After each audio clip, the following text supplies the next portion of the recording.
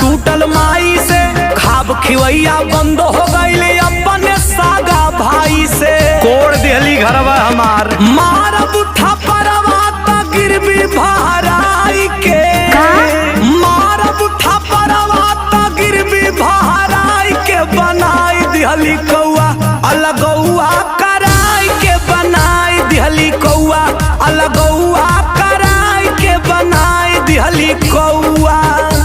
यही से कहल गईल है कि बियाह का पहले खून खानदान टटोला, नहीं तो एकरे मतीन कंकड़ीन भेटा जाए तो सत्यानाश है परिवार का।